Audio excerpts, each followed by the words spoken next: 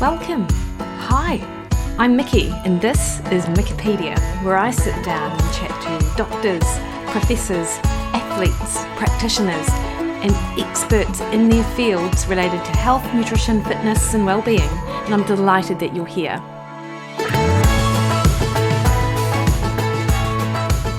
Hey everyone, it's Mikki here. You're listening to Mikkipedia, and this week I talk again to Lola Berry, who is the host of Fearlessly Failing podcast, one of Aussie's best podcasts. She's a leading nutritionist and a best-selling author about her new book of the same name, Fearlessly Failing. As one of the key creators of the early wellness scene in Australia, Lola knows a thing or two about how to overcome body and mental health issues with a complete life reset. She also knows the pain of fear and failure, having experienced the inevitable ups and downs of life in her professional life and her intimate relationships. And her new book, Fearlessly Failing, talks about these challenges that she's had and how she's learned to grow through them and embrace the lessons that the so-called failure has taught her. And she shares a lot of her best tips for that. I was super stoked to have Lola back on.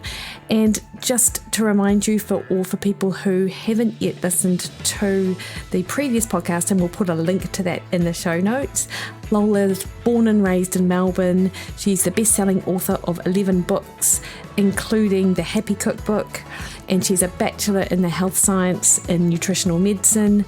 And her mission through her books, her content creating, podcasting, and specialty coffee company, which makes Lola coffee with lion's mane and also has this most beautiful hot chocolate powder. She's wanting to help as many people as possible live a healthy, happy, and fulfilled life. Lola's big on chasing dreams. That's where her popular podcast, Fearlessly Failing, was born from.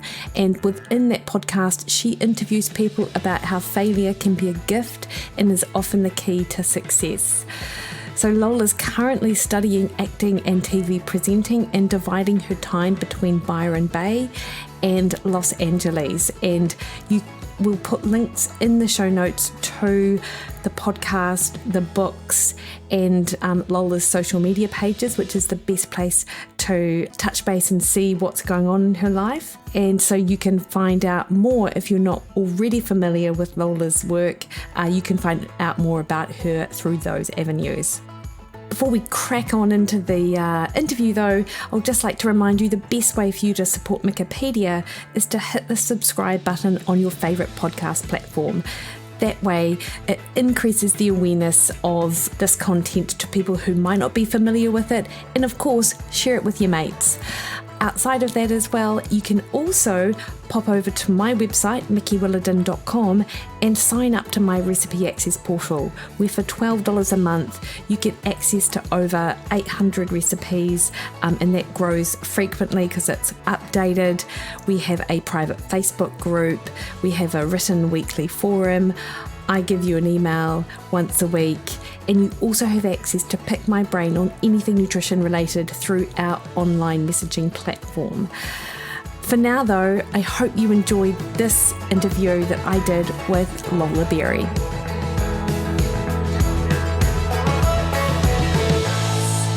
Yes, I'm so in it. Like, okay, today I feel a bit excited, I feel a bit apprehensive, That's kind of cool though. Okay, well, I'm feeling these things. It doesn't need to define, like, you know what I mean? Like I like, even for me, I'm like, why am I worrying about this acting course until tomorrow? I shouldn't really be worrying about it until tomorrow. Totally. And do you know what? Like, that is so I read your book and we're going to talk about it, obviously, but that's like, you listed a whole bunch in that toolkit of all of the different tools that you can use to help strengthen your resiliency and your presence of mind and feeling really grounded and all of that. And it's almost like that's what that stuff that you mentioned in your little toolkit allows you to do and allows you to be. You can be present. You can have the thoughts but not be defined by them, as you just said.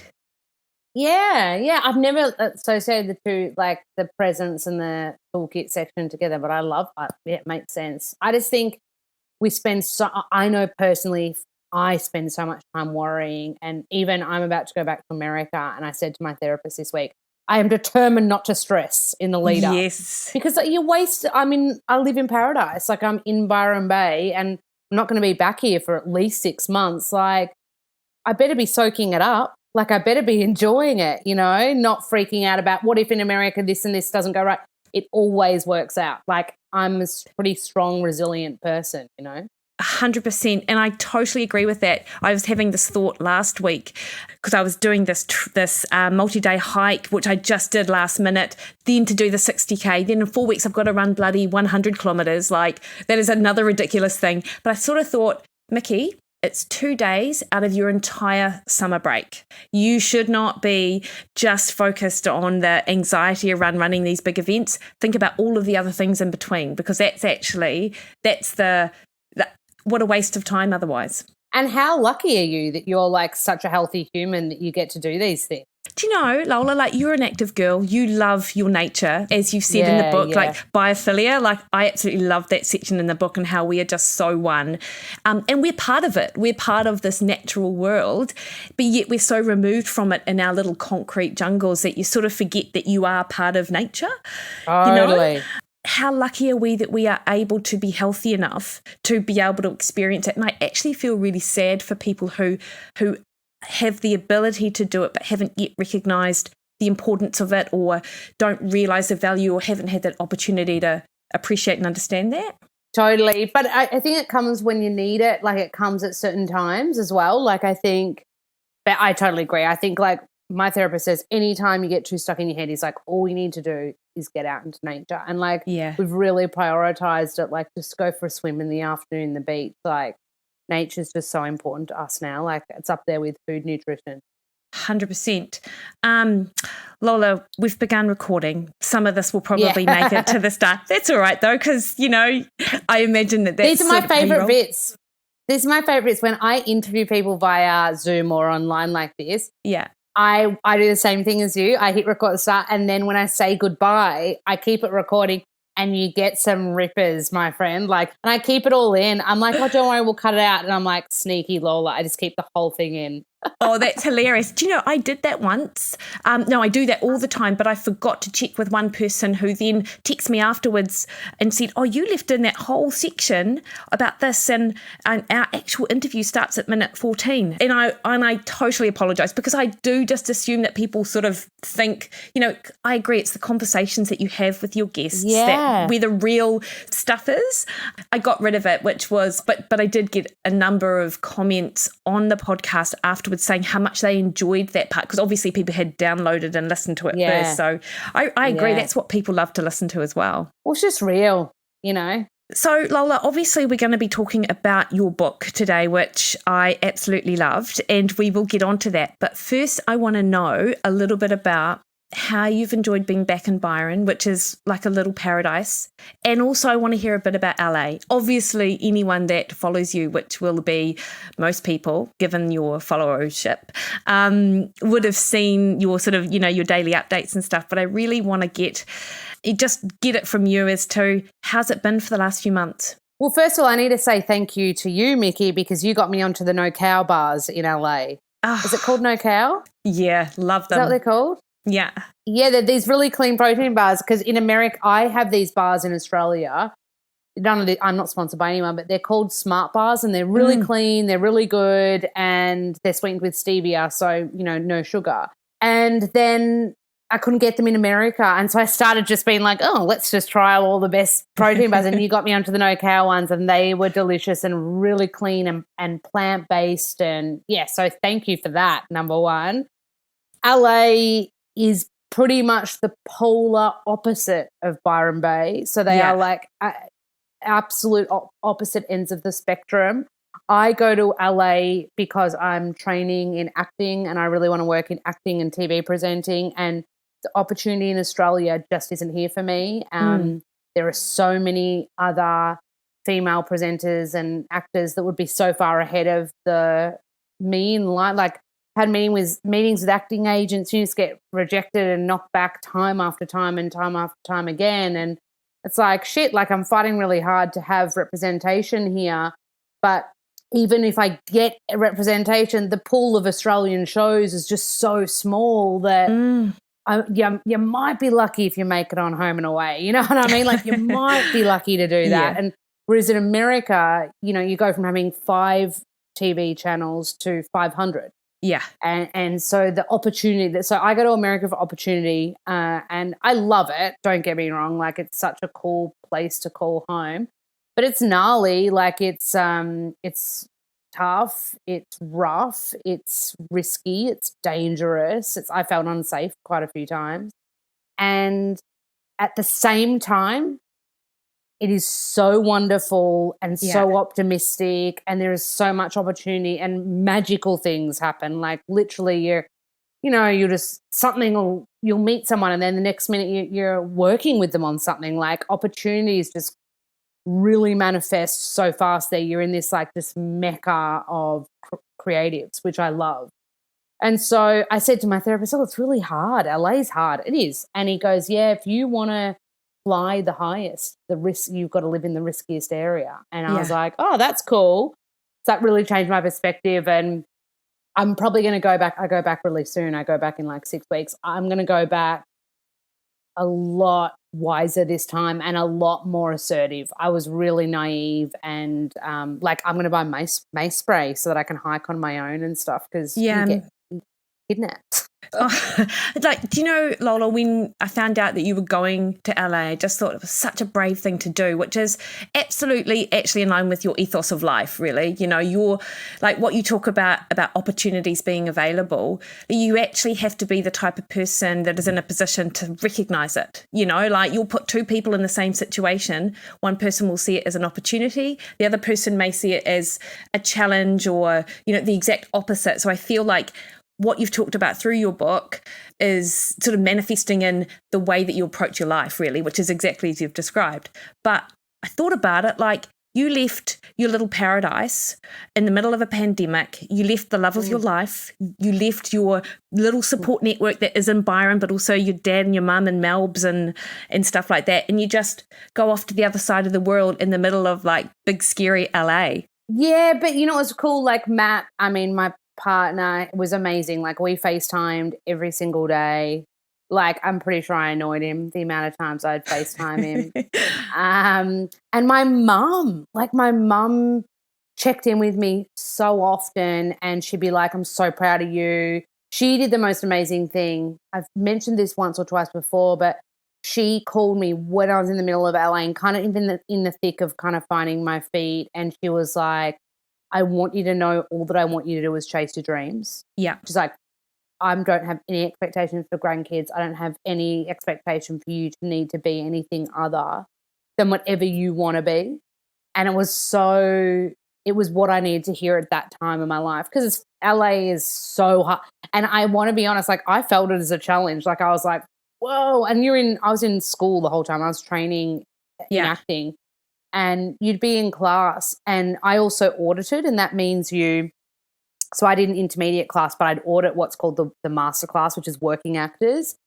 And I remember being in a class and the teacher said, oh, congratulations, Alex, you've just booked this great movie, blah, blah, blah, and everyone's applauding this actor. Mm-hmm. I'm driving down on Sunset on my way home that night and he's on a massive billboard in a big movie coming out. And so you're just like, oh my God, but it feels like you're so close to it, but also so far away. Because I'm like, well, before I get to Alex's stage, I need to get a manager, get an agent, be auditioning. Like there are a lot of things that have got to line up for you to be in that posse that he's in. So I found it so challenging as well, but I quickly fell in love with the challenge. Yeah.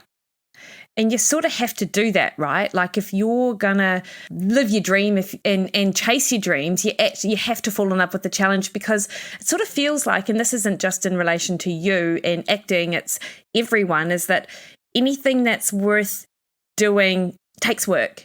And a whole section of your book is like, do the work, you know, like it's not just going to fall in your lap. And typically most things which are the most rewarding and satisfying are the things which you have to work so hard to do. And you certainly leave no stone unturned in your book about what a sort of a hard life it is, the path that you've chosen. And not that you've painted it like this is the hardest thing in the world, but I think people think that acting and being a presenter and then doing what you do on social media is just, it's super easy and super chill and lax, but there's a lot that goes into it. Yeah, so my favorite, I love that saying, do the work. I learned it at drama school. I always thought I was a hard worker until I went to full-time drama school. And I remember them saying, treat this like the Olympics, like you're an Olympic athlete and you need to work so hard every single day. And like for me right now, like I'm not in classes at the moment, although I'm doing an intensive workshop tomorrow.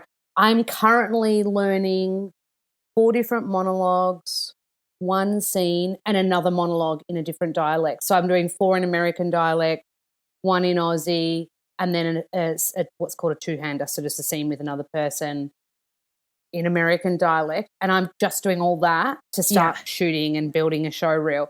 But, I mean, I'm not in class, and so that's what they mean by doing the work, and that's probably a really shitty example. But my point is I love that. I love to work. I love to work hard. I love to be constantly learning. Like this morning when I was telling you I was a bit late to this podcast, I came running from the farmer's market. I was listening to an interview with Hugo Weaving. Like I just immerse and love learning. And Hugo Weaving is like one of the best actors in the world. Anyway, and we've got the Kiwi, the New Zealand little link there with Lord of the Rings. But I just thought I know I do the work, but the trait that I cannot stand, and this is my downfall, is laziness. Yeah. I can't stand it within myself, and I get it. Like if my period's due, I don't want to move. I feel like crap, like, or if it took me a few days after Christmas to start having good energy again because I'd eaten so much sugar over Christmas and whatnot. And so for me, like that's probably my biggest thing is like I don't like that trait, the lazy trait, which is really common in actors, which is why I know I'll make it because I'm not lazy. And so I've just got to be consistent. I'll never be the best in the room, but I'll be consistent at working hard. So eventually you're going to get your moment. But I guess my point is like, I love working hard, but the trait that I really work against is laziness because I can fall into that, especially living in Byron. Oh, my God, like you could get up, do your yogs, go for a swim, go to the farm. You can live this holiday retreat lifestyle. And it wasn't until I said to boss, Matt, I was like, I need a desk in this house. I can't keep working on the couch and the kitchen table. I was like, I need a space where I can click into work and then I just put my noise cancelling headphones on and I just work no matter what. Yeah, totally. And what you say about that whole laziness trait, I've heard people say before, and I 100% agree, is that if there is something that you feel is part of you that you don't like, you can sense it in other people. And that's a good way to sort of, like if I didn't like, I don't know, I never used to like my nose, to be honest. And then I would, because my sister once told me I had a super big nose and it's always stayed with me. Big sisters can be a bit mean. And so it's something which I see, I used to see all the time in other people like, oh, yeah, well, they've sort of got a big nose too, but it's that. And I feel the same about the whole laziness thing. Like you notice it in other people when it's something you actively try to sort of stamp out in yourself. But it's kind of cool. Like I guess the nose thing is a little bit different to. I get what you're saying. I've got so many body insecurities and used to have so many more before I had a therapist that I would always, because I had an eating disorder, I'd always be like, especially in yoga, I'd be like, where am I in leanness in the room? Like I'd rate myself against. I'd be like, oh, I'm probably the 4th leanest, like really bad, super unhealthy. But when it's like a psychological trait, the thing is like, because I'm aware of laziness and I've worked so hard to kind of like keep it out of my personality and my trait, like I won't stand for it. So like I've fired scene partners in LA because they were too lazy. They'd cancel a few rehearsals. Yeah, and I'd just call my teacher and be like, they're lazy. They're not working hard enough. They're letting me down. And I usually do the whole, I'm too old for this shit. And I just, I'm here to succeed. I'm not here to fuck around. Sorry, I've just sworn. But that's all right. I'm not here to have fun. And even I was talking to a mate this morning who, when I go to America, they're like, oh, you're going to Coachella. And I'll be there at that time. And I'm like, nah, I'm there to work and train. I'm there to work and train. I'm not there to party. I'm not, and I haven't done that in LA. I'm there to like work so hard. And then like the reprieve is you come back to Byron and you heal and you recharge and, you know, you get the energy again, go back. And like I always say to my boyfriend, I'm like, that we'll just take the Hemsworth's lifestyle, you know, half LA, half Byron Bay. Yeah, love it, love it. And actually, you know, like if I think about your Instagram feed and your podcast and stuff, you basically, you hit the ground running when you hit LA. You had acting school, you were doing the edits on your book, you were obviously doing the podcast and you were getting podcast interviews so you could do them live in LA, which must have been pretty awesome.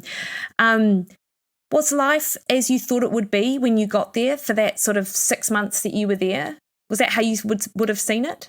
It was really stressful because the Australian government had a travel cap where only 15 Australians could land each day. So it was really stressful because it just all my flights got cancelled, and every time you book a flight, it's like $10,000 and you don't get that refund back. Like it was really stressful. I just got my refund now for a flight last August. Wow. Yeah. So like literally 2 days ago it came into my account and I was just like hot. So you just feel like you're just blowing through cash. Yeah. So it was very stressful in that sense. So I don't think it'll be as stressful this time because I've got quite a clear plan. I'm a little bit more flexible with dates. Like if something happened, I'd just wait it out, you know?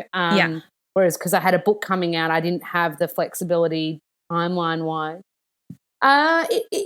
Yes, it felt how I guess I went in with no expectations. I knew I wanted to train. I'd already had my teacher lined up. So that felt really good. I didn't realize, so I live in a really cool area that I just love. I think you'd love it, Mikki. Like it's like really artsy. It's at the bottom of Griffith Park, so you can hike everywhere. Really healthy cafes, great coffee places. And so I was in this really artsy area, but most Australians, and I think New Zealanders as well, but most Aussies reside in Santa Monica or Venice. And that's 1 hour away from where I was. And so I thought I'd be hanging with all these Aussies, and I didn't, which I loved because I was like, no, I'm not here to go to party after party and barbecue after barbecue. I am here to work and train. But, yeah, I was surprised that I didn't see my Aussie mates in It's like imagine being in Sydney or Melbourne. Like it just felt so far away, those guys that lived. And all the Aussies love Santa Monica and Venice because you're on the beach. You get that kind of like Australiana fix, whereas I was up in more the hills. So I was in a very, like I saw coyotes walking down my street and stuff because I was so close to the hills. Yeah.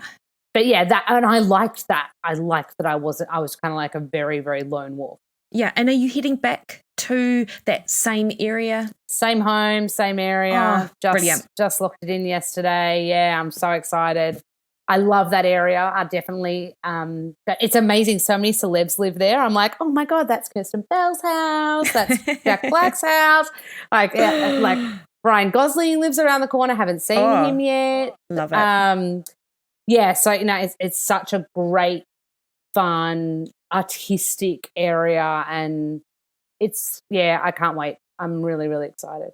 Wow, that sounds awesome, Lola. And, you know, I just want to say a huge congratulations for your fabulous book. Like it is part memoir, part self-help book. It's a big rah-rah sort of cheerleader book for the person reading it, which was just super awesome as well. You know, it's an honest account of life, love, career, successes, and of course, failures, which you wouldn't call a failure, of course, because every failure is a learning, but the book itself is fearlessly failing. Yeah. What was the impetus for you to write this book, Lola? Like it was, you know, it was quite different from obviously your earlier books, but your books have, you know, transitioned over the years. So what was the sort of your thinking behind it?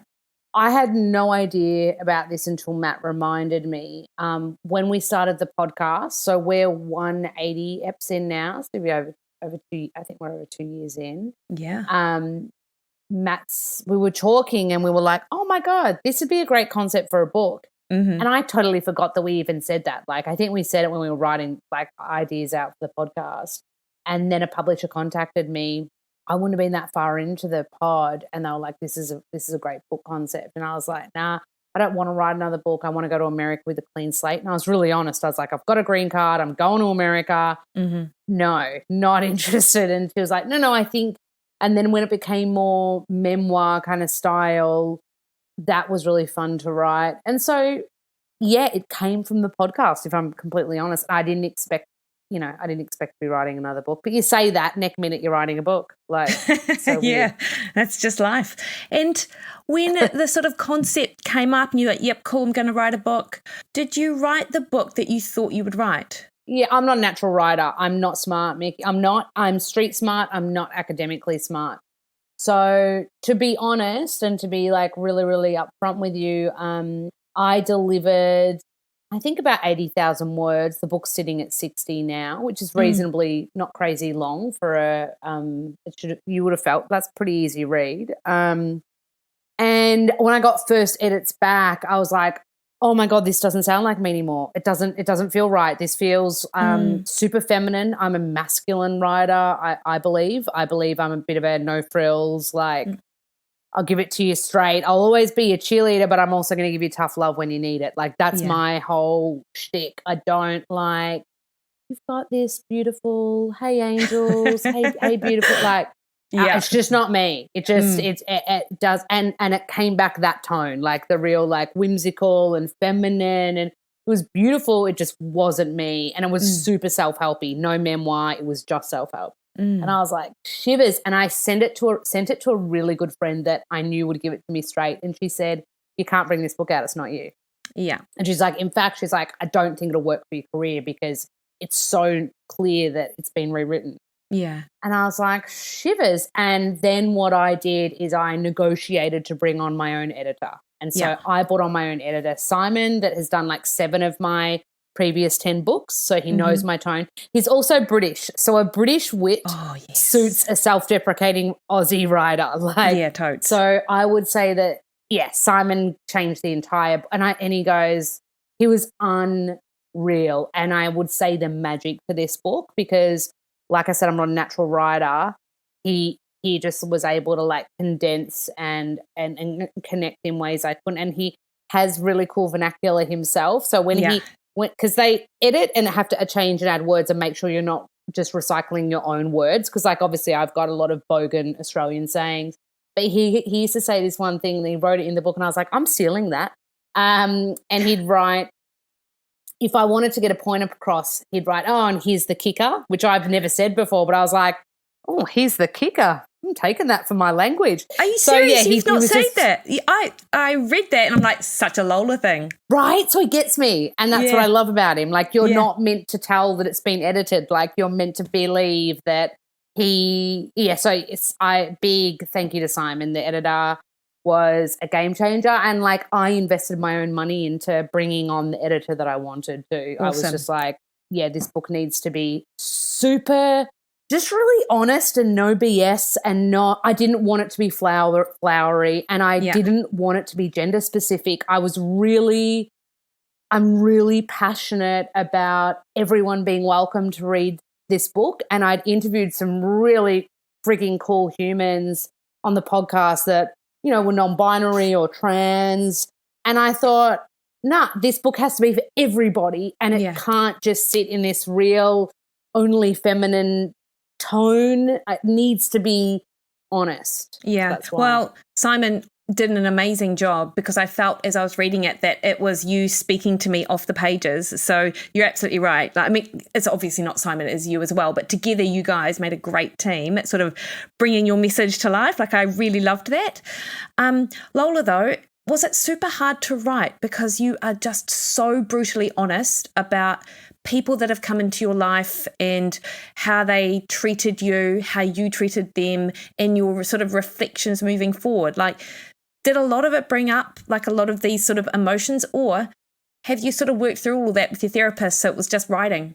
Yeah, I was all processed. It was a very safe process for me. I didn't feel out of my comfort zone. I didn't expect to write about my first love, which I talk about in the heartbreak section. And I loved celebrating that, because you don't ever get to thank your first love. You never see them again, right? Yeah. And because it was such a beautiful first experience, I explain in the book that there's 10 years between that epic first love and Matt, hopefully my epic last and soulmatey love. And so in between that, you have to kiss a lot of frogs. Yeah. But I loved celebrating that first love because it was like a thank you. I know I have no idea if that human will ever even see it, but it was really nice to like thank that love because it set the tone for finding that equal great love again later in life. And so I was so surprised that I spoke about that, but I loved that I did that. The rest was fully processed completely. Yeah, and actually thinking of what you wrote about your first love, he seemed to just, much as Matt appears to do, like for as much as we see on social media or whatnot, be really supportive of you chasing your dreams. Like the way you talked about how you were like on a road trip and you had a camera and you would, you'd stop and you'd practice your TV presenting and stuff. I just was like, that is so great. That's what you want your love, the love of your life to do, just to be there supporting you being who you want to be. 100%. It was the coolest ever first love. It was like such a gift. And I remember when I used to talk about it to other guys I dated after him, and they used to think that I was still in love with that first love, and I wasn't. I just had no animosity, and I had such gratitude for having that kind of realness in my life so early. Yeah. And it was so good because when we broke up, he was like, "Remember this love. Remember this because this needs to be your bar." Yeah. And it was so, and again, like you said with Matt, with the support. And I remember the first time I met Matt, I sat next to him and I was like, oh my God, I can be myself. And I hadn't felt that for so long. And so they're very different humans. And one was specifically a first love and one is like an adult love, I would say. And it was just so good that I really enjoyed. That was probably the easiest chapter to write, the heartbreak one. Well, it was quite funny listening to you talk to your mum. And part of the conversation with her was that, was it your brother rang you up and said, we tried to do this, like, guess who all the other little frogs were in between that you talk about, because you're very open and honest about those other experiences. As I was reading it, I was thinking, I wonder if these guys are ever going to open the book and read about themselves. But you know what I loved about it, Lola, is that I feel like it's really hard to sit and talk about these things, these experiences that you've gone through, because it's, you never really want to talk about the times where you feel shit or where people treated you like shit or things like that. But I mean, you're almost in your book, you almost have to understand that what you've gone through in order to why you then recommend that people explore these things to help them get over those experiences, and grow and learn from them, because going through it is one thing, but learning and growing from it is sort of that next step. Yeah, and I think I wrote about one of the crappiest heartbreaks was what took me into therapy because I couldn't get over it. And so and now I've been in therapy I'd be coming up 5 years as a result of dating a frog. So it was great. But then the other thing about all those frog stories, it's interesting because my dad did not enjoy the frog stories. He was like, these people, he's like, what if they know it's written about them? Like, it's too personal. And I'm like, Dad, we're living in a world where it's safe to be personal. You can be vulnerable. It's powerful to be vulnerable. Whereas he comes from that old school of thought, which is like, people judge you, like you can get hurt. And I'm like, I said, the only people that are going to know are you, Mum, Tristan, my bro, it's, and the other thing is, like, just to give you a bit of BTS to book stuff, lawyers have to read the book before it goes to print for that reason. So I did have to change stories in full honesty. I had to change specifics, stories, and and there was like some big chunks that got completely pulled that I really fought to stay in the book. I was like, I really need to write about this. And they were like, it's too personal and you can get sued. So they were just like, no. Nah. And so, lawyers went through it to protect me and the publishing house, of course. Yeah. And, because it wasn't just your romantic sort of relationships and what you learned from that, but, friendships and things like that, and knowing when to break up with a friend. Like, I think seeing that written down and just reading your experiences there, you can't help but reflect on your own experiences. And even writing and reading, it's so helpful to sort of see, okay, so I'm not the only person that these things happen to, or I remember how I felt when that happened to me. Like, I really enjoyed reading that. I mean, it was hard to read, but I also really enjoyed reading that stuff.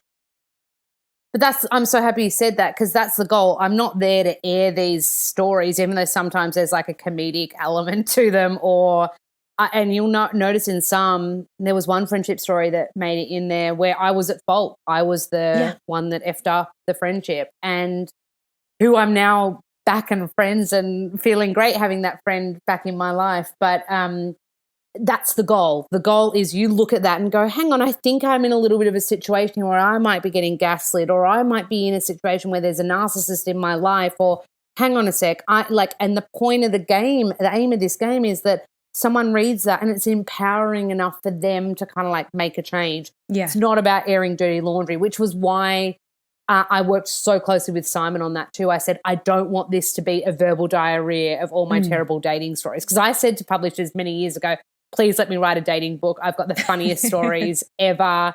And like, I was like, I'm telling you, I can write the funniest dating book ever of like just the trials and tribulations of being in your 20s and dating.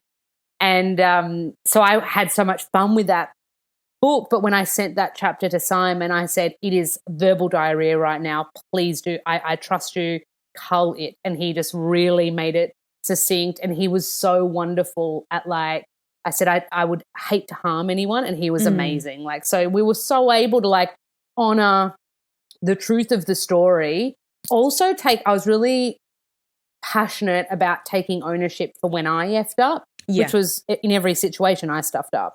And so I didn't want it to be like he said, she said. I wanted to be like, hey, this thing happened, but really I did a few things here to make this situation unfold. Yeah. And I definitely saw that in the book as well, because it wasn't all like finger pointing and these people made me feel this. It's like, this happened and I did this and I was an asshole, So I just loved like what you were able to do, Lola, which I don't think you give yourself enough credit for, because you said I'm not very smart, not very academic, but you put down the human experience on a page. You just talked through this whole sort of kind of growth period for you over the last like 15 years or whatever to reach where you are now. And I just think that does take skill, and yes, you've got an amazing editor, but you're the one that sort of has these stories and we're able to put it down first. Think like I'm very honest. Like I think Matt says my superpower is having no fear. He thinks I'm very, very fearless. And I was like, oh, thank you.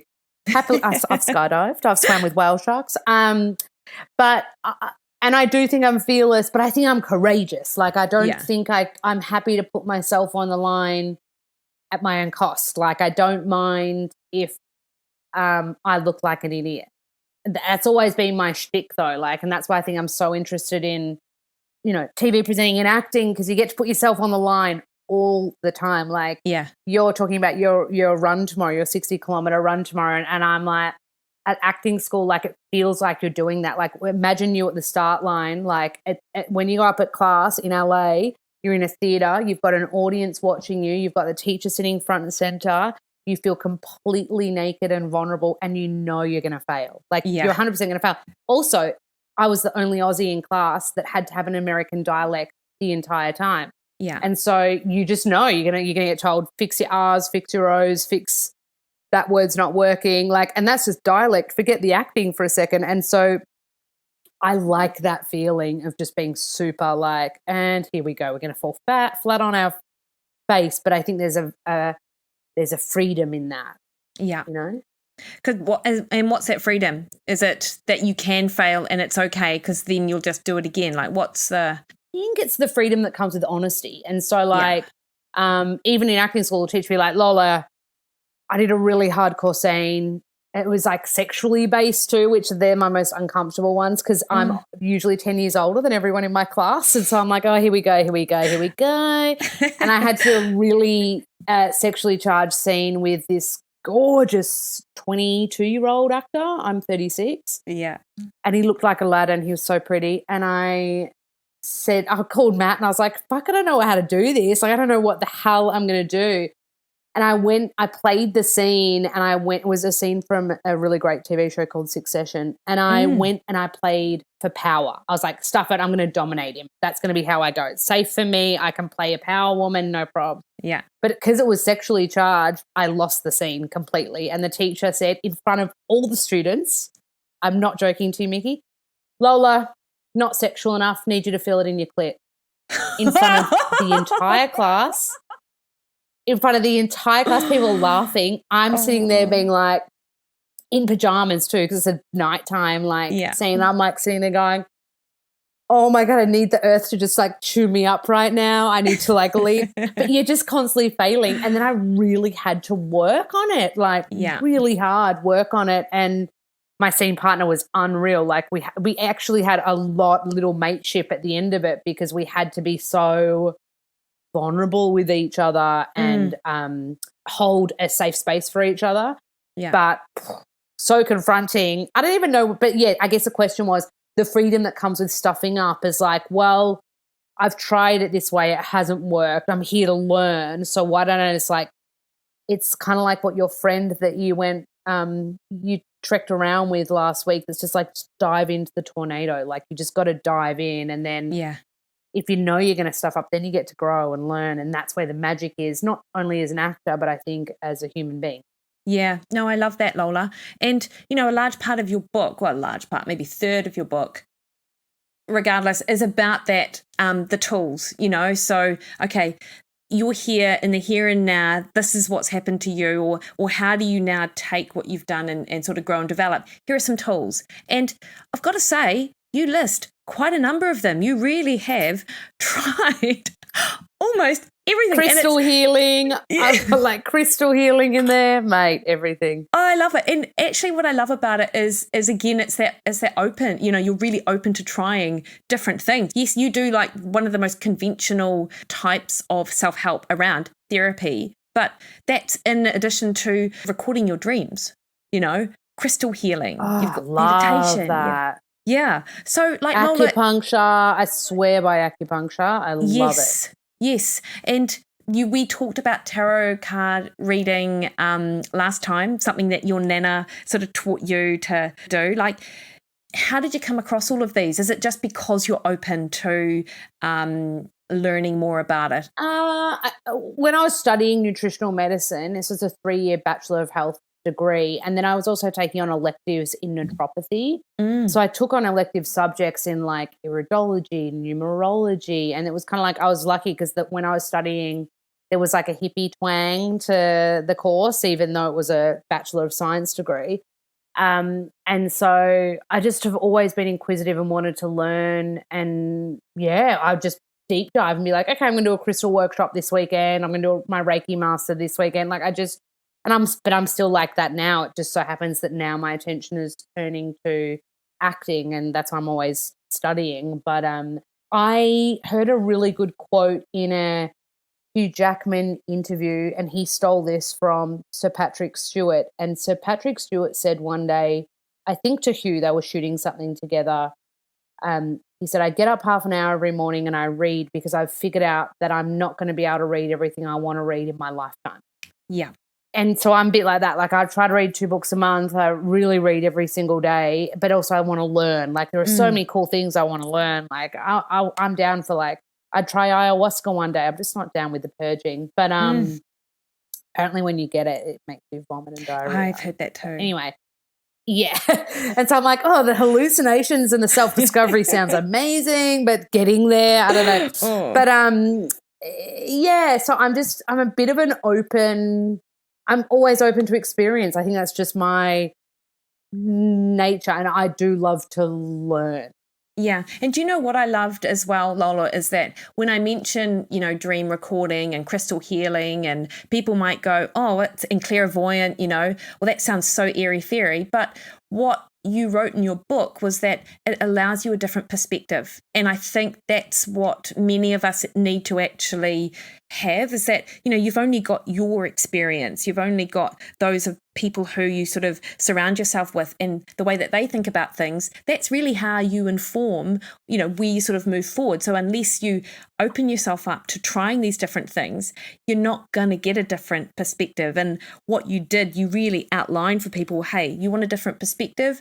Here's 20 different things for you to explore to be able to look at something in a different way and maybe learn something a little different. Yeah. And what works for me isn't going to work for you, Mikki. You know what I mean? Like for you, it's movement. You that's probably your therapy, like being out in nature and being around. Like I'm reading this health book that I'm sure you're going to know this writer.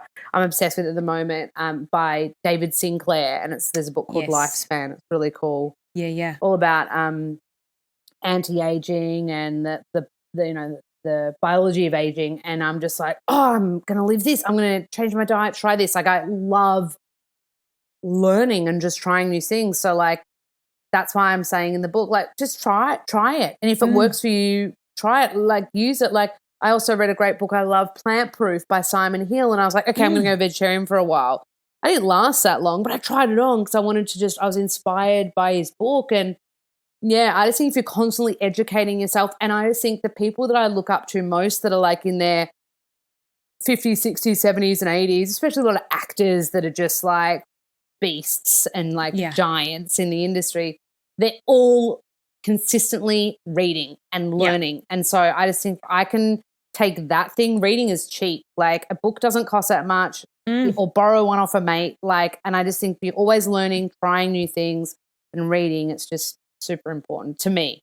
Yeah, no, I totally agree. And you've got that as one of your, one of the things that people should actually just do. It's like, it's cheap and it's easy. And I've talked about this on the podcast before, but that's how I've changed my perspective around running and my mental, because it's not the physical, you can do the physical, but it's, can you keep your head in the game for as long as you sort of need to? And I've just read some amazing books about how psychologists, but also really good runners, how they do it. And I've just taken their thoughts and like, I'm out there running and I'm like, right, no, this doesn't hurt. This is work. This is, just what you do in this space. This is supposed to feel this way.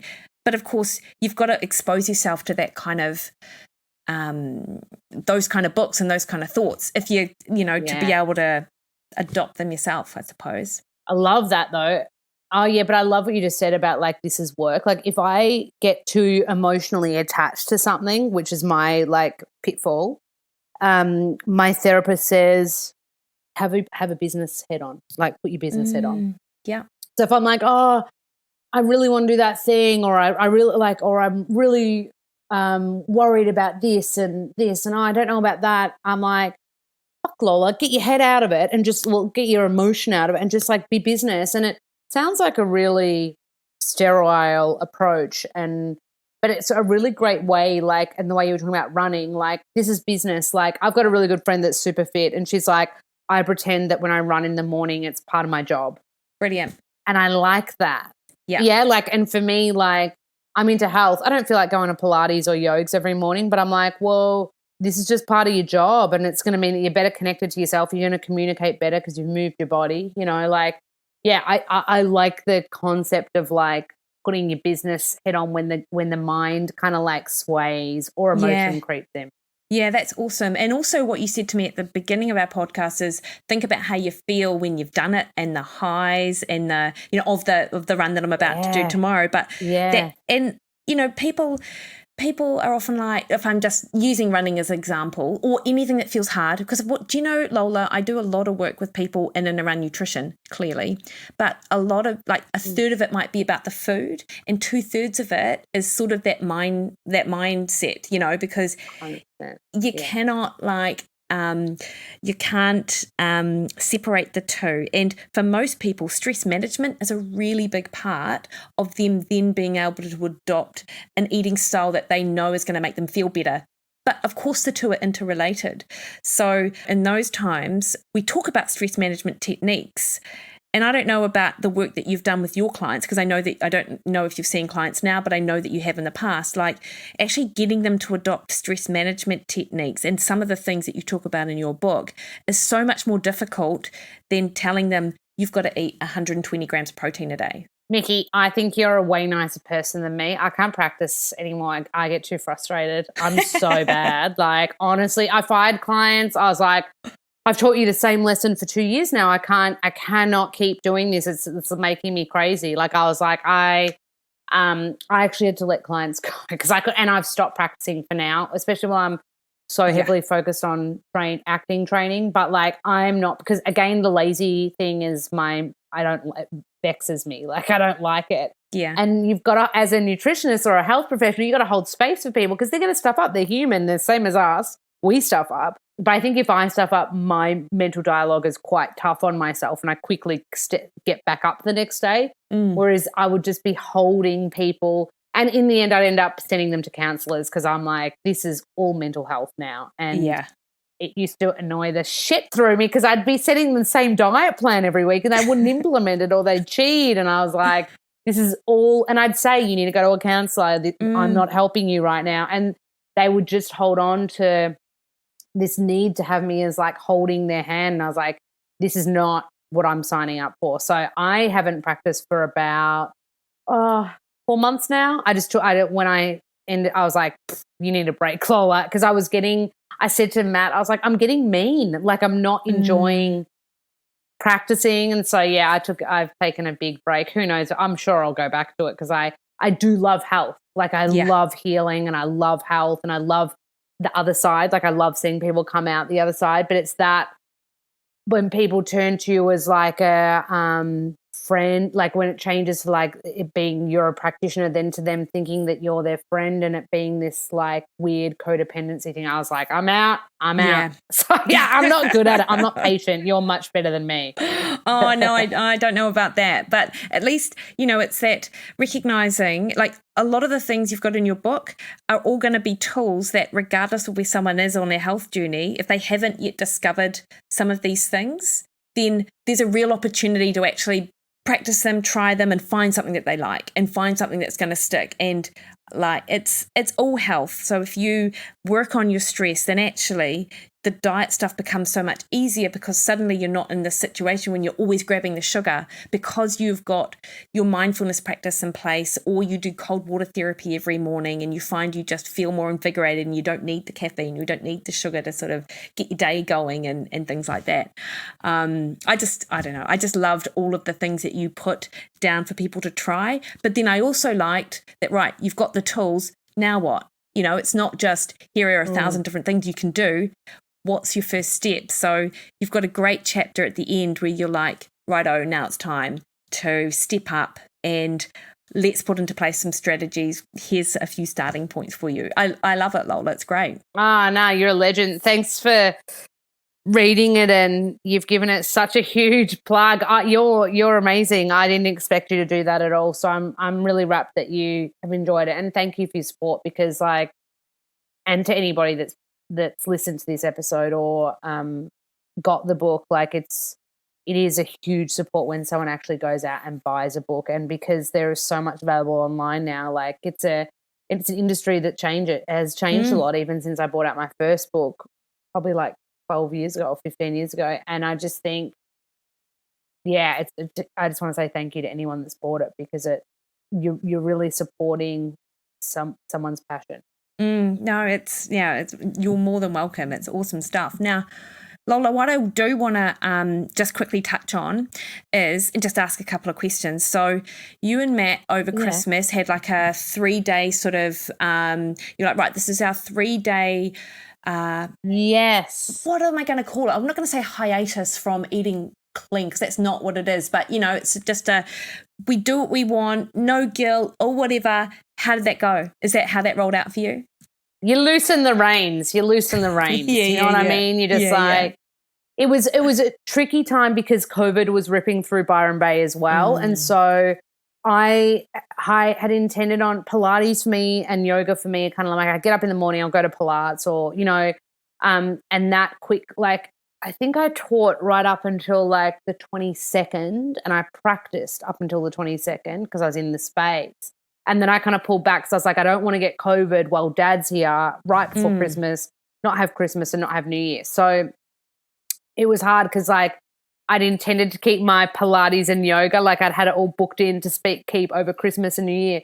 But it was so much fun. It's so fun to have a food cheat. I know like psychologically you're probably not meant to call it cheating, but we did. My favorite mess up food-wise is like I love Christmas pudding and my mum makes the best brandy cream. Oh, yeah. And it's just full of cream and sugar and brandy and Matt and I didn't make it once but twice over Christmas. And I will say we didn't pull the handbrake up as quickly as we thought. So my thing was Christmas Eve, Christmas Day, Boxing Day, but that carried all the way through to New Year's Eve. Yeah, cool. And so I just from Jan 1, I was just like, okay, no sugar now. And now if I need something sweet, I'll just go for the berries or the fruit. You know, like I've just pulled all the sugar out. I'm back to intermittent fasting and just doing all the stuff that makes me feel really good.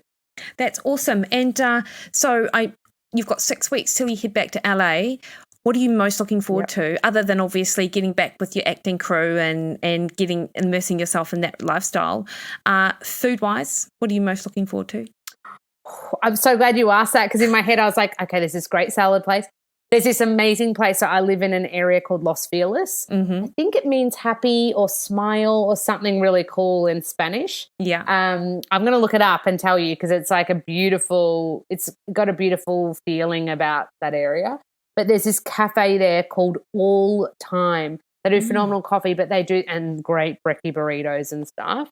But they do these massive, amazing salads, like fresh as anything, big chunk of salmon on top, or big like eggs on top, and like everything I got there was just delicious. And I was also, apart from acting school, I was in a writers group, and we'd meet there every Saturday and have to write a pitch for a show every week. I held ourselves very accountable. Like, when you do the work, I haven't worked on any of that writing since I've been back. But in America, I was writing a show a week. Wow. And yeah, insane. And but they did the best salads all the time in Los Feliz. I would highly recommend for amazing salads. Amazing. Okay. And then there's this other place called Air One, but Americans call it Air One. And they do this amazing, I'm definitely getting this when I go back, it's like this prepackaged salad, but it's a Mexican salad, and that instead of having like minced meat, it's like made from walnuts. Oh, yum. That's my favorite, so I'll be going back to get that. But I have to control when I go to Air One because it's so expensive. So you want a good hack if you're ever in LA is shop at Trader Joe's, not Air One or Whole Foods, but Air One is delicious. I love Whole Foods, and I love I've been to Trader Joe's a few times, but I didn't really know about them, I think, until the last trip that I took to the US. But I've heard you talk, and other people talk about this vegetarian taco salad, which looks from Air One, which you're right, looks absolutely amazing. Oh, it's so good. And then I have to control myself not to buy a slice of vegan pumpkin pie too. I love it. You keep it so real, Lola. I think that's what we love about you. Now, 2022, obviously, we're 2 weeks in. Do you have any New Year's intentions? Like, what's this year hold for you?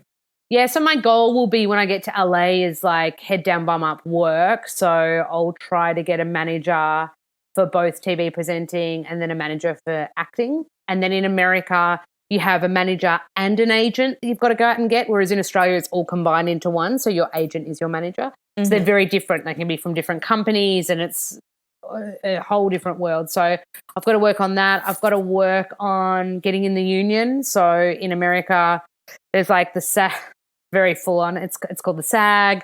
And basically when you're in the union, when you get on a big Hollywood set, it just means you're covered by an actors union and you're protected, and you got to be paid the right amount of money and stuff. But you can't get that until you got acting credits. And I got 0 acting credits right now. So I've got to cut my teeth. Like I've got to go and get the credits, do the auditions, get the work, and then build a show reel, which is what I'm working on here right now. And then do that over there. And hopefully I'd like to think by next year's pilot season I'm doing some big auditions, but I imagine this year will be bit parts and smaller things and ads and campaigns. But I'm not going over as a nutritionist. I'm going over as an actor. So clean slate, mate. Brand new, scary. Mate. That is awesome. Like, and you know, you've done, it's funny when I was reading your book and just sort of reflecting on it, it just seems like you've lived such a full life and you're only 36. So I don't doubt, Lola. And I think what that goes to show me is that you pretty much practice what you've preached. You do the work, you put in the mahi, which is work here in New Zealand, and you, and good things come when you do. So I don't doubt that this year is going to be just laying the foundation for awesome years ahead. Put in the mahi. Oh, that's my new slogan for the year. I love that. No, thank you. Well, it's nice that you say I'm only 36 because I do get a little bit self-conscious about being 36 when, you know, people in the acting class are the median age is like 20 or 22. And so, you know, it's a bit confronting, but I feel like all that life experience is probably going to make me a better actor. At least 100%. That's what I'm telling myself.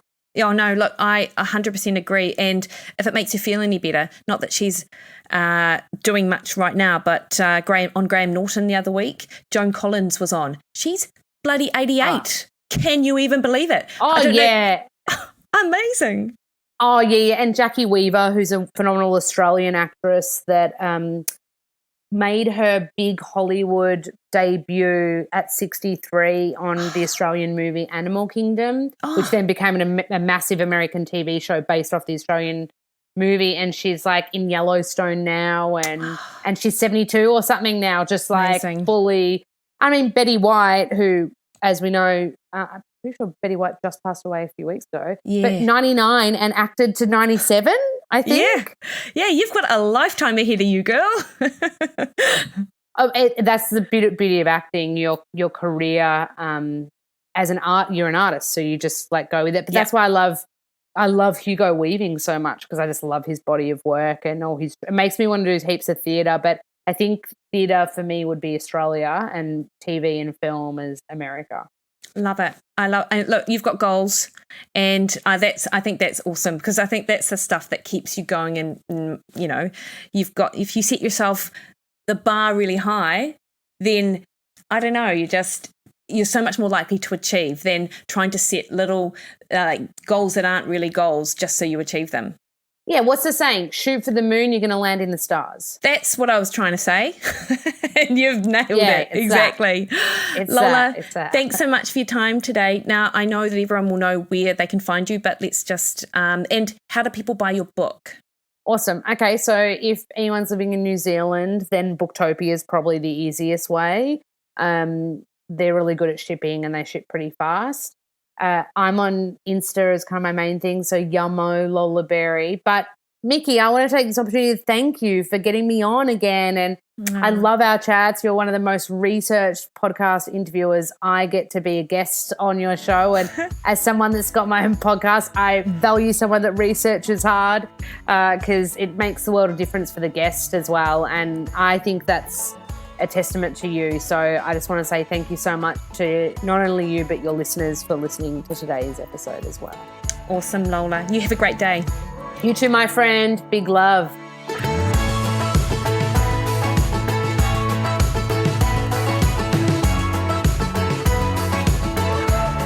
All right, team.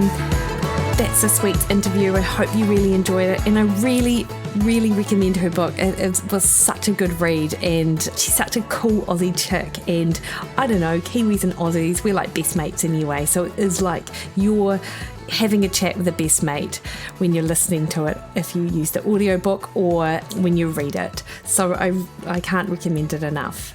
Now, next week, we pivot back into science, if you like, obviously something which I'm super geeky about, and I was able to get an interview with Darren Kando, who is one of probably the world experts, if you like, in creatine. And if you follow me on social media or follow my blogs, you'll see that I've been really interested in creatine for the last year, and my knowledge base of it has increased so much on the back of a lot of the research that Darren's research lab has been bringing out over the years. So I was able to score a conversation with him, and we do a deep dive into the benefits of creatine next week. Until then, though, you can catch me over on Facebook at Mikki Williden Nutrition, on Twitter and Instagram at Mikki Williden, or, as I mentioned before, jump onto my website, mikkiwilliden.com,